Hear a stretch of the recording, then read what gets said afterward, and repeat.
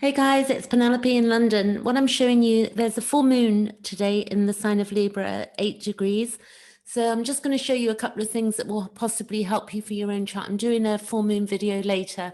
So this video is not so much about the collective full moon. It's more about my own chart and how you can look at your own chart and to sort of analyze a little bit of what's going on. So if you see my chart here, this is for today, and we can see that the moon currently is 5, 6, 7, so it's going to come up to 8 degrees in a couple of hours.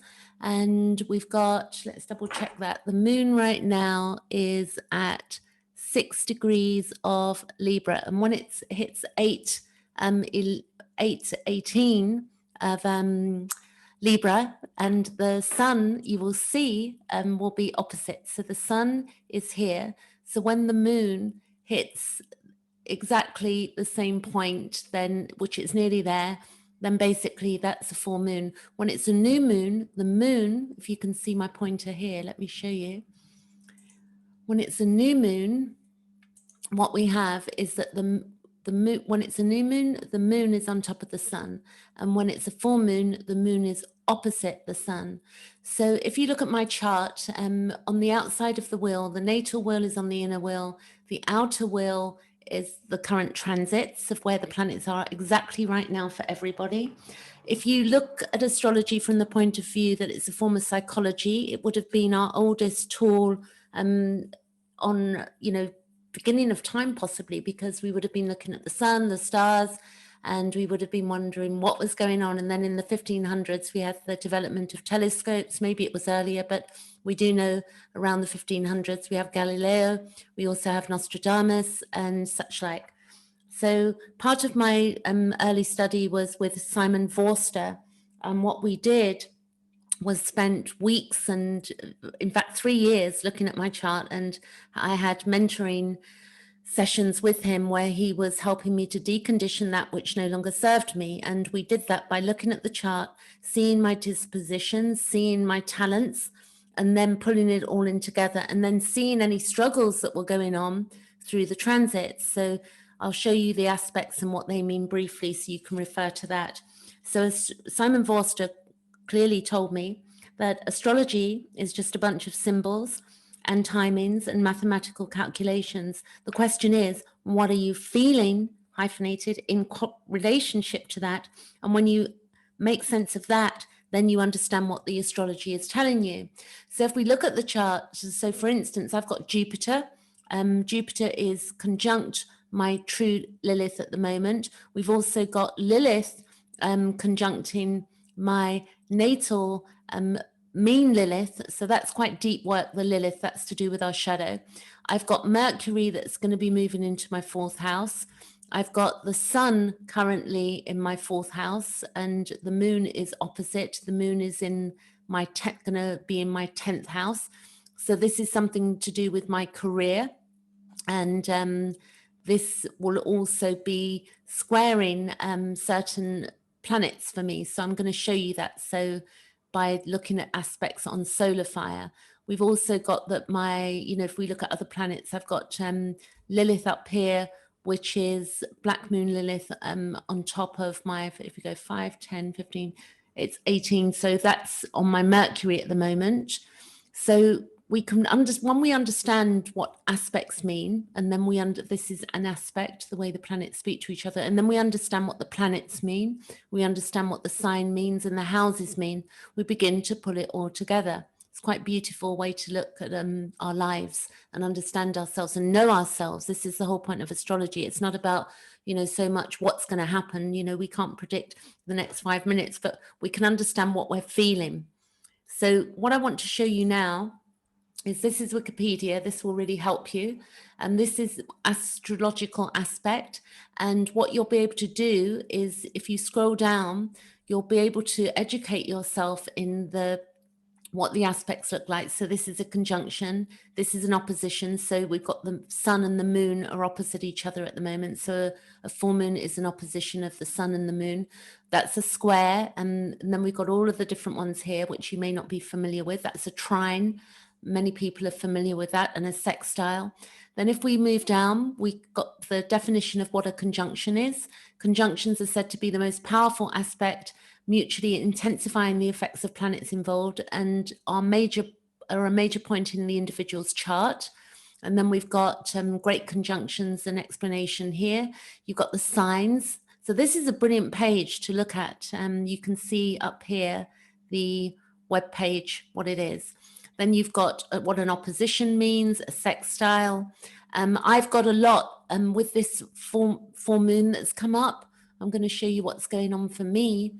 I've got a lot of octiles. So what does an octile mean to me? It means it's an important minor aspect and indicates a stimulating or challenging energy like that of a square, but less intense and more internal.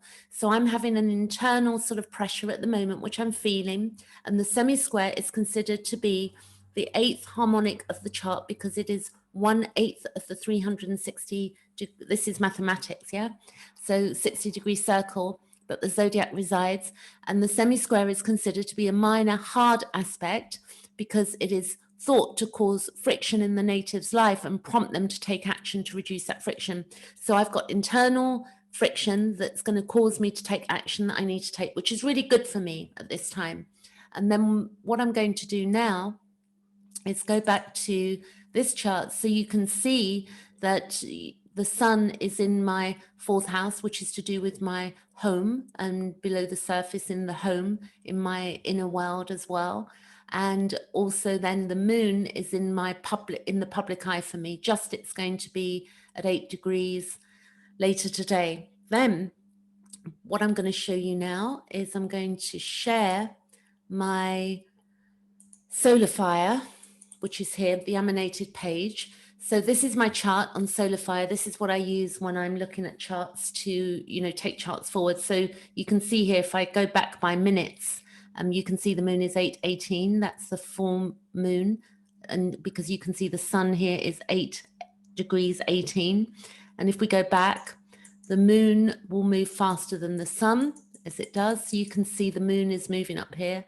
The rising sign changes every 2 hours. The ascendant, the MC is here, and the ascendant also changes. The ascendant changes every 2 hours as well. So that means the MC, everything's changing. The ascendant is here at 11 degrees. So if I go forward by minutes now, and I go back to the full moon of 1818, so in effect, you can see here that in my chart would show up as, the ascendant as well. The moon will be on the ascendant this is in the UK as well, UK chart. You can see here, event 28th of March 2020 at 1948, just coming up to 1948. So here, I would say that you can see that I've got Jupiter on Lilith. So I'm just going to run you through some aspects so you understand aspects. And I'm going to show you how that works. So get my spotlight so you can see a little bit. So if we take the moon, my moon is octile to my south node. So if you look at the moon here and you look at my south node here, this is a 45-degree angle. And then I've got also the moon is trioctile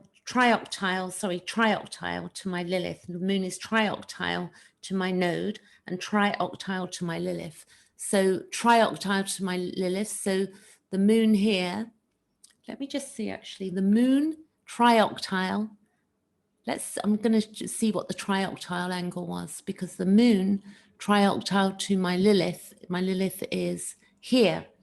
And then we've got also actually this Lilith we would be looking at. I don't want to confuse you because there are 3 Liliths. I don't want to go mad. And the sun is octile to my south node. So actually the octile is 45 degrees. The trioctile, I don't know, so I'll look back. But the sun is octile to my node, my north node. So if we look at the sun here, this is to my north node here, So you can see this degree here, okay? So what you'd be looking at, the meaning, the point I'm trying to get at, you want to look at your aspects because the moon will be different for everybody, and then depending on the house it's in. I'm just going to go back and look at the reshare and look at the trioctile because I didn't see what degree that was. So we're all learning as we go. So I'm going back to this page and then here, and I want to see what a trioctile, if I can find it, you'll have to bear with me.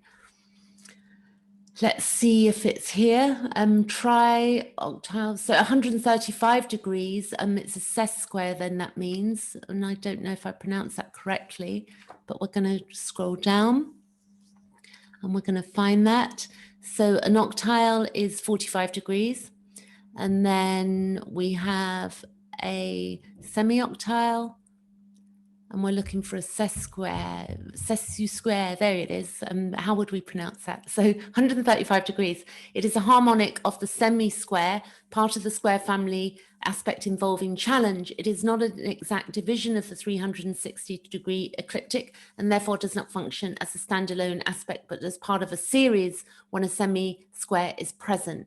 So if we then go back to this chart and we do this again, let's look at the trioctiles. So the moon is going to octile my south node. So the moon here to my south node, that's about 45 degrees. And then a trioctile, my moon to my north node. So this is my north node. So let's say we've got 1, 2, 3, that's 90. That's 120. And then we've got 10, 120, 130, and 5. So this would be what we call a sesquare, which can also be shown up as a trioctile. So we can then see, if we go back to this, understand what the planet means. When we understand what the planet means, and we understand the house that it's in, and then we look at the definition of what the square means, or the sesquiquadrant, I got to learn to say that, or a trioctile. So we can then begin to understand what it's doing for us in our chart. So this is really, really useful. It's a short video. I hope you've enjoyed it, and I hope I have made some sort of sense here. Any questions, or you want to look at your chart, then let me know, and I'll give you the details of how you can do that with me. I'll catch you later. Thanks for watching.